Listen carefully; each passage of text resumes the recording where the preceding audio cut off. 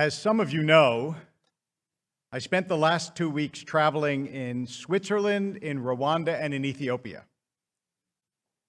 And I have some serious messages and thoughts about this trip, but I'm not going to deal with any of those serious things today. Today's just going to be lighthearted. I started off in Zurich, where we had a Shabbaton with the Masorti movement, which is the conservative movement in Israel. Had a wonderful time. And then we all took the train Sunday up to Basel, which was the 125th anniversary of Herzl convening the first Zionist Congress in 1897 in Basel to declare a Jewish state.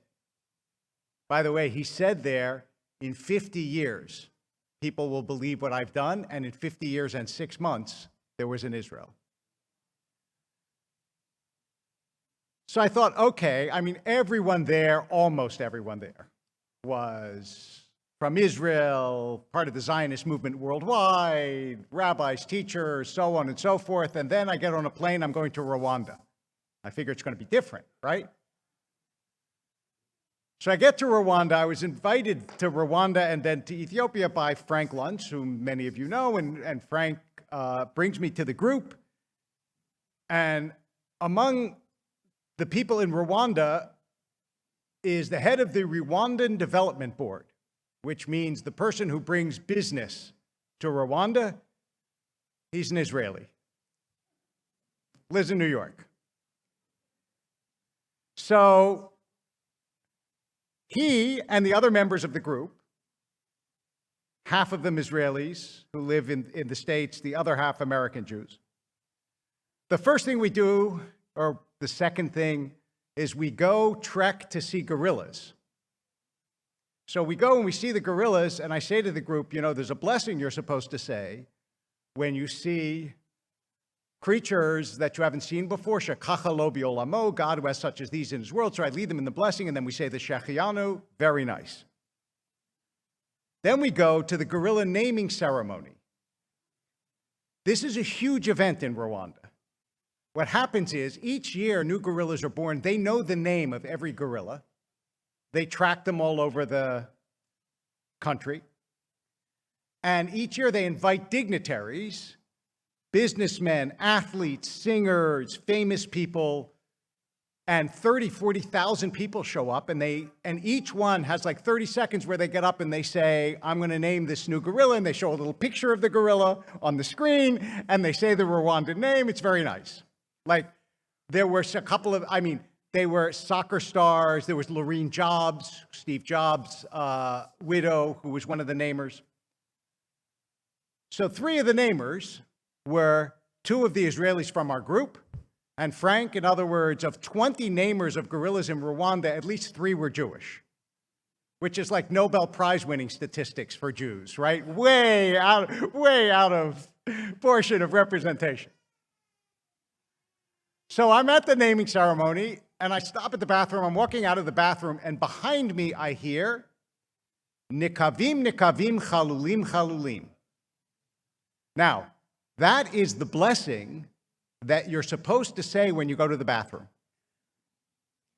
You have to know a lot about Jewish law to know that blessing. Like, the average person wouldn't walk behind me and say that as I walk out of the bathroom. So I turn around.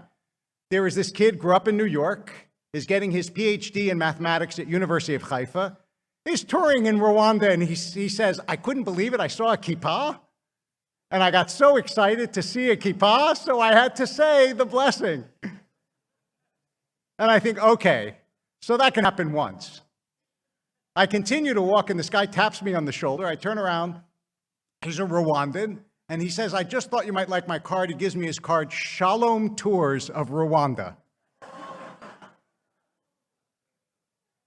That evening, we have dinner with the Israeli ambassador to Rwanda, who says this is the best place to be an Israeli ambassador. I don't know if you know this, but Israel and Rwanda have very close relations. In fact, believe it or not, tells me, please give regards to Hillel Newman, good friend of mine, who's the ambassador here.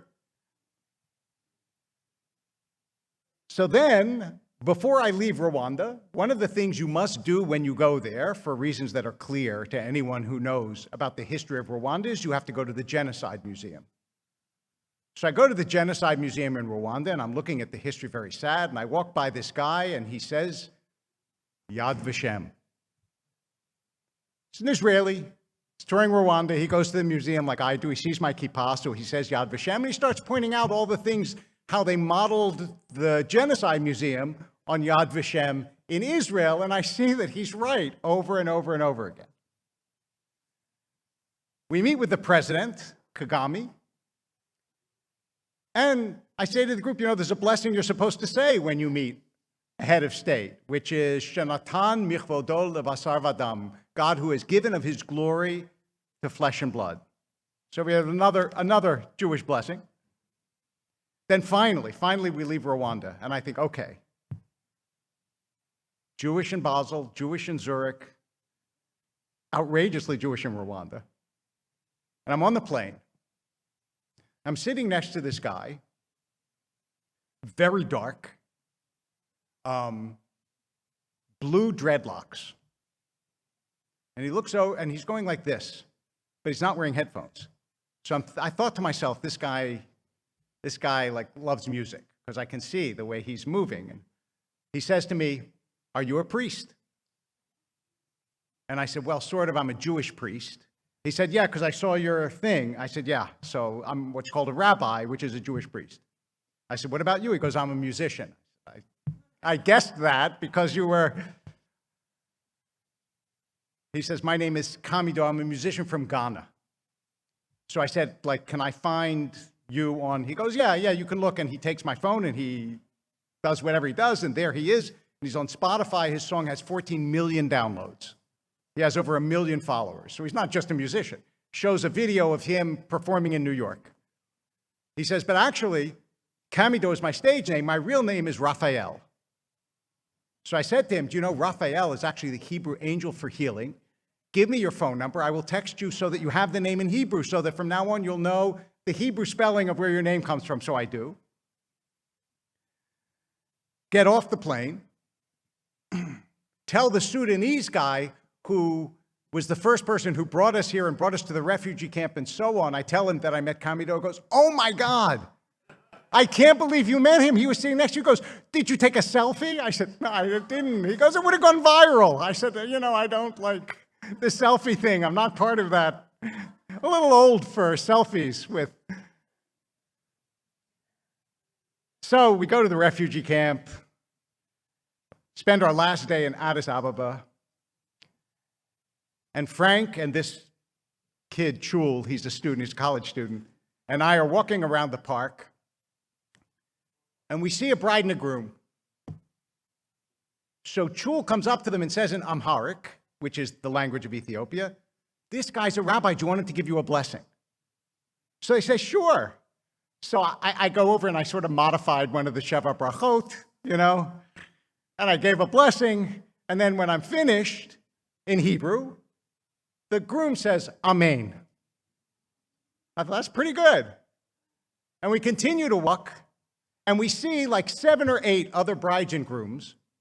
And Frank says, "I wonder why there are so many, people taking wedding pictures." And I said, "I don't know, but it's Tuesday, and I can tell you that at least in the Bible, Tuesday in the Torah is considered a lucky day because it's the only day of creation on which it was good is mentioned twice. So it's considered a good omen." And finally, after all this, Frank turns to me and he goes, "Is everything Jewish to you?" And I thought, the truth is that you see the world with the eyes that you see the world with. And yes, I constantly found, especially if you travel wearing a kippah, I constantly found these connections. And what made it so wonderful was I never would have met that musician had I not been wearing a kippah. I never would have met that kid from Haifa or New York if I wasn't wearing a kippah. And the lesson of all this is, if you go out into the world and you know who you are, It gives you a lens to see the world, and you still see the world. I'm still going to talk at some point about all the things I saw and what they mean. But also, you give the world a chance to see you. You're not invisible as someone who walks through the world if you walk through the world proudly as who you are.